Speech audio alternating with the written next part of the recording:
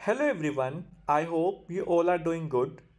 So this is the second lecture of the financial system in India in which I will be discussing about the growth of the financial system in India and the major problems and the deficiencies.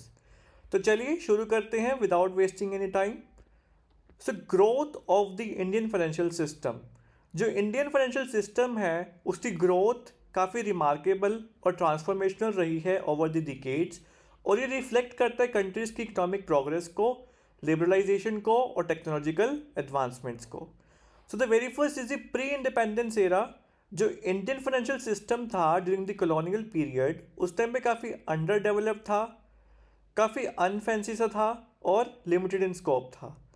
तो जैसे कि banking system की बात करूं तो banking system काफ़ी dominated था by the presidency banks जैसे कि bank of Bengal, bank of Bombay and bank of Madras. और इस्टेब्लिशमेंट की गई थी इंपीरियल बैंक ऑफ इंडिया की जिसको लेटर रीनेम किया गया था SBI in the 1955. Limited access थी. Financial services were accessible only to the elite sections while the rural areas were largely excluded. Industrial finance थी. जो फाइनेंशियल सिस्टम था वो लैक करता था इंस्टीट्यूशंस को to support the industrialisation and the long term infrastructure developments. So second one is the post independence जिसको हम बोलते हैं foundation and the nationalisation. After the independence India ने काफ़ी फोकस किया on building a self reliant economy और इस period ने काफ़ी सिग्निफिकेंट डेवलपमेंट्स को देखा जैसे कि इंस्टीट्यूशनल डेवलपमेंट. एस्टेब्लिशमेंट की गई थी आरबीआई की और ये RBI central bank of India बन गया था to regulate the financial system and ensure the monetary stability. Formation की गई थी डेवलपमेंट बैंक्स की जैसे कि आईएफसीआई 1948 में, आईसीआईसीआई 1955 में, IDBI in 1964. They were set up to provide long term industrial finance.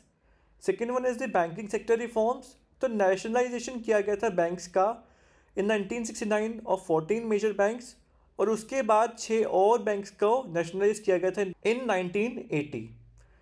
इनका मेन एम था to ensure the social control over the banking sectors and expand the access to the rural and the under served areas. Next one is the priority sector lending. Policies mandate कर रही थी banks को to direct a portion of their lending to the agriculture, small scale industries and to the weaker sections. Growth हुई थी cooperative और rural banking की. Establishment की गई थी रीजनल रूरल बैंक्स की in 1975 to cater to the financial needs of the rural India. Third one is the economic liberalisation जिसको हम बोलते हैं मार्केट ओरिएंटेड ग्रोथ. 1991 का जो इकोनॉमिक रिफॉर्म था उसने एक टर्निंग पॉइंट को मार्क किया था in the growth of Indian financial system और इसके काफ़ी रिफॉर्म्स थे जैसे कि liberalisation of the financial markets. इसमें डीरेगुलेशन किया गया था इंटरेस्ट रेट्स का to promote the market driven lending and the borrowing. Reduction की गई थी स्टैट्यूटरी प्रीएम्पशंस के अंदर जैसे कि कैश रिजर्व रेशो और the statutory liquidity ratio. Second one is the entry of private sector in the foreign banks. Introduction की गई थी प्राइवेट सेक्टर बैंक्स की जैसे कि HDFC bank, ICICI bank and liberal entry norms for the foreign banks. Third one is the development of the capital markets. Formation की गई थी सेबी की 1988 और स्टैट्यूटरी स्टेटस किया गया था 1992 के अंदर to regulate and develop the capital markets. Modernisation किया गया था स्टॉक एक्सचेंजेस का जैसे कि एनएससी स्टैब्लिश किया गया था 1994. इंट्रोडक्शन की गई थी इलेक्ट्रॉनिक ट्रेडिंग की और डी मटेरियलाइजेशन किया गया था सिक्योरिटीज़ का जैसे कि एनएसडीएल 1996 में. रिफॉर्म्स लिए गए थे in insurance and the pension sectors. इसमें क्या किया गया था इंश्योरेंस सेक्टर्स को ओपन किया गया था to the private and the foreign players in 2000 under the IRDAI और pension reforms leading to the establishment of PFRDA. Fourth one is 21st century जिसको हम बोलते हैं टेक्नोलॉजिकल एंड स्ट्रक्चरल एडवांसमेंट्स. जो इंडियन फाइनेंशियल सिस्टम था 21st century में उसने witness किए exponential growth which were driven by the technology, regulatory innovations and the globalisation. The very first is the technological innovations, digital banking, growth of the internet banking, mobile banking and the payment wallets. Core banking solution ने enable किया था real time banking services को. Unified payment interface हुआ था और fintech boom आया था जिससे एमरजेंस किया गया था फाइनेंशियल टेक्नोलॉजी कंपनीज को to offer the innovative solutions in lending, payments and the investments. Second one is the financial inclusion. Pradhan Mantri Jan Dhan Yojana launch की गई थी in 2014 to provide the banking access to the underserved and the unbanked population, which leading to the millions of the new bank accounts. Aadhaar integration हुआ था, use किया गया था आधार को for the identity verification in the banking services, जिसने enable किया easier access to the financial product and the services. Third one is the growth of non banking financial institutions. Rise हुई थी एनबीएफआईज की, जैसे कि micro finance institutions, housing finance companies और infrastructure finance companies की to cater to the under served sectors. Development की गई थी वेल्थ मैनेजमेंट की, एसेट मैनेजमेंट की और म्यूचुअल फंड सेक्टर्स की, जिसने एक्सपैंड किया था रिटेल इन्वेस्टर्स पार्टिसिपेशंस को. Fourth one is the capital market development. Growth हुई थी इक्विटी मार्केट्स की with significant increase in the market capitalisation. Enhance हुआ था role of the stock exchanges जैसे कि NSC, BSC in providing the liquidity and fostering the investors confidence. Launch किए गए थे इनोवेटिव फाइनेंशियल प्रोडक्ट्स को, जैसे कि ETFs, exchange traded funds and the derivatives. Fifth one is the post 2010 developments, जिन्होंने focus किया एफिशिएंसी और स्टेबिलिटी के ऊपर, जैसे कि strengthening of the regulatory frameworks. RBI का रोल जो है कंटिन्यू एफिशिएंस कर रहा था on the ensuring financial stability, inflation control and promoting a sound banking system. SEBI ने strengthen किया market को in the regulations, ensuring the transparency and investors protection. IRDAI and PFRDA reforms, जिसने insurance और pension reforms को enhance किया in terms of coverage and provide the greater social security. Second one is the financial inclusion and the digital transformation. UPI ने growth की, expanded the digital payments into significantly with the UPI platforms, which becoming the backbone of the cashless transactions in India. Financial literacy campaigns, जिसमें government ने initiatives लिए to increase the awareness about the financial products and the services, particularly in the rural and the semi urban areas. Insolvency and bankruptcy reforms जो कि introduce किए गए थे 2016 के अंदर to streamline the resolution process for distressed assets and promote a more efficient credit recovery system. Fourth one is the focus on sustainable finance.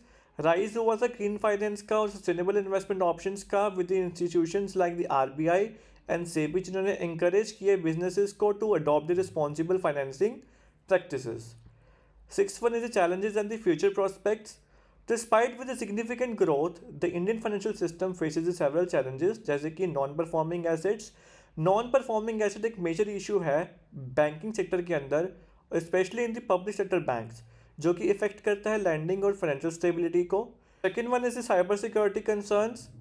With the increasing digitization of the financial system, and it possesses the risk which are related to the data breaches and the cyber frauds. Third one is the financial inclusion gaps. While progress have been made, which are access to the financial services still remain limited in the certain rural and the underserved regions. Future outlook क्या होगा? Technological advancement जो continue रहेंगी, which focus on the fintech innovations, blockchain and the AI-based financial services which drive the future growth. Financial inclusion होगा, जो ongoing government के efforts हैं वो चलते रहेंगे, जैसे कि प्रधानमंत्री जन धन योजना, digital banking services which are expected to further close the financial inclusion gap, और regulatory reforms हैं, जैसे कि Indian financial system will continue to evolve with the regulatory bodies adapting to the global trends, ensuring the system stability and fostering the investors' confidence. So what are the major problems and deficiencies in the Indian financial system? So the very first is the non-performing assets. Non-performing asset एक major issue है, particularly in the public sector banks, with a high volume of bad loans impacting the profitability and the lending capacity. तो ये major problem क्यों बनती जा रही है? क्यों? क्योंकि poor credit risk assessment है, political interference है और weak recovery process system है इनका, which contribute to this challenge. Second one is the limited financial inclusion.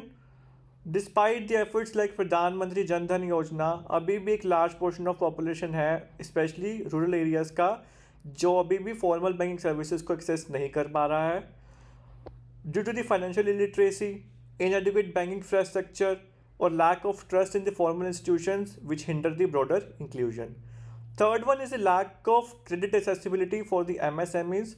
Micro, small, medium enterprises struggle कर रहे हैं to access the affordable credit due to the stringent collateral requirements, high interest rates, and the insufficient understanding of their financial needs by the formal institutions, और ये उनकी limiting कर रही है उनकी growth potential को. Fourth one is the inefficient public sector banks. जो public sector banks हैं वो सफ़र कर रहे हैं इनएफिशिएंसी से due to the poor management, government interference and a legacy of bad loans, और ये रिजल्ट कर रहा है in the higher operational cost, weak governance and reduced the ability to extend the credit to the economy. Fifth one is the over-regulation and the bureaucratic hurdles. Excessive regulation and the slow decision making within the regulatory bodies hinder innovation and the flexibility within the financial sectors, और result किस में कर रहे हैं? In delay the policy implementation and increase the compliance cost for the businesses. Sixth one is the inadequate financial literacy. बहुत लोग हैं especially जो रूरल एरिया से हैं, they lack in the financial literacy which prevents them from the effectively managing the financing or understanding the financial products, और यही चीज़ उनकी limit कर रही है उनकी पार्टिसिपेशन को in the formal financial sectors which leading to the increasing vulnerability to the financial exploitation. The seventh one is the lack of digital infrastructure in the rural areas. While the urban areas benefit from the digital banking, rural regions often lack the necessary infrastructure such as internet connectivity and digital literacy, which making access to the digital financial services difficult for them. Eighth one is slow capital market development. India की जो capital market है वो challenges को face कर रही है, जैसे कि lack of depth, liquidity and retail investors participation, और जो रेगुलेटरी कॉम्प्लेक्सिटी है और डोमिनेंस है इंस्टीट्यूशनल इन्वेस्टर्स की वो लिमिट कर रही है growth potential of these markets. Ninth one is the under developed risk management systems. Financial institutions lag कर रहे हैं रोबस्ट रिस्क मैनेजमेंट फ्रेमवर्क्स के अंदर, which leads to the inadequate protection against the market risk, operational risk and the economic shocks, weakening the overall stability of the financial system. 10th one is the higher level of the informal sector dependency. अब large portion है Indian economy का वो operate कर रहा है into the informal sector, जहाँ पे access करना फॉर्मल फाइनेंशियल सर्विसेज को काफ़ी लिमिट है, और यही चीज़ रिजल्ट कर रही है in the lower financial security and economic stability for the millions of the workers and the entrepreneurs. 11th one is the cyber security risk. जैसे जैसे डिजिटल फाइनेंस सर्विसेज बढ़ती जा रही हैं वैसे ही रिस्क जो है वो इंक्रीज होता जा रहा है of cyber attacks and the financial frauds. So there are many institutions which lack sufficient cyber security measures leading to the potential data breaches and the loss of customer trust and the financial losses. 12th one is the inadequate infrastructure for the small saving and the insurance products. The infrastructure for the small saving and the insurance products is underdeveloped, particularly for the low income groups, and high premium and the low awareness about the available schemes prevent greater participation in the financial protection products. I hope everybody is clear with the concept of growth of the financial system in India and the major problems and the deficiencies of the financial system in India. So if you like the content, don't forget to like my video and subscribe to my channel. Thank you so much. We'll meet you in the next lecture.